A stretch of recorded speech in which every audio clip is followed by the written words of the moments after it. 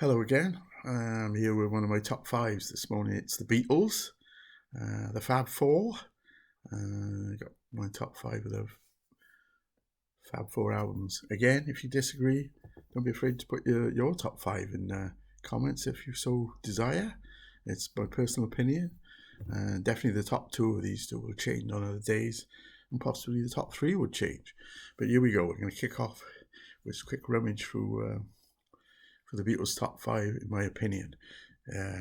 At number five, make sure I get this the right way around, actually, because it's difficult to see. Yeah, there you go.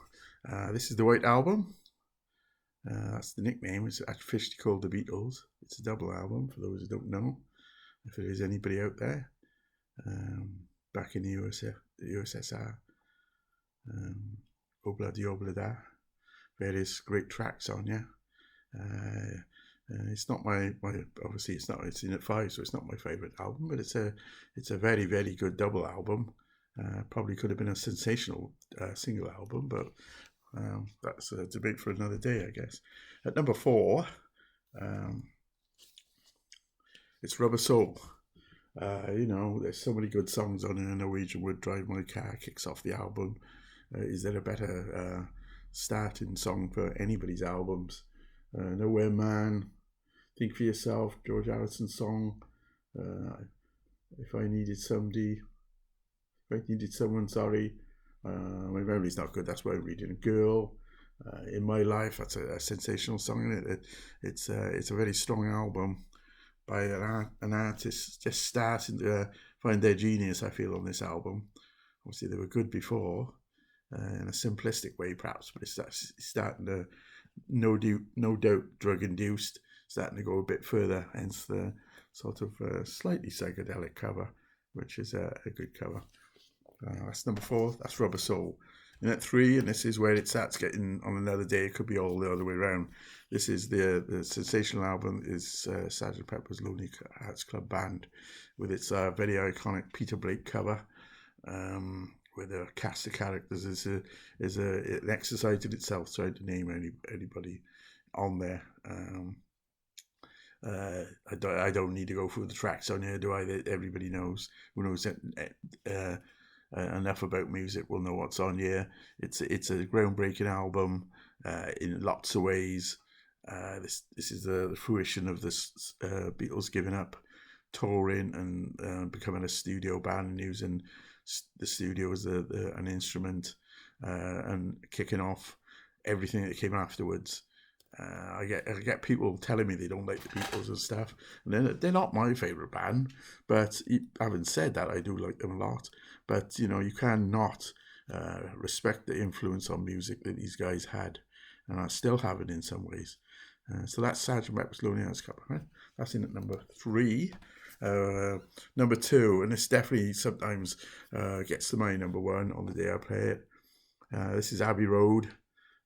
Working title was Everest, but the guys sort of didn't want to go and get taken in pictures in snow-covered mountains, I don't think, so they just walked outside and walked across the thing. So we'll call it Abbey Road, basically, or a version of that.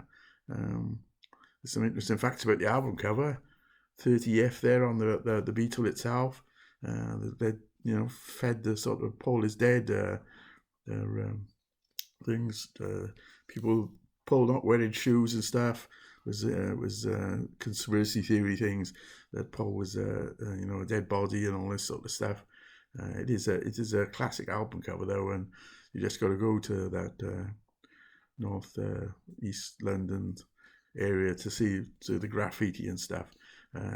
Getting back to the important bit, the music, Come Together, Something, which Frank Sinatra said was the best song ever written. Not Frank Sinatra fan, but that's something for someone to say in it. And the side long, the long one, a working title, with my favourite ending to any sort of album. There, the end, and that is worth a listen in itself. So that's Abbey Road. That's the number two. It's number one. It's number one today. It might be number two tomorrow. It's Revolver.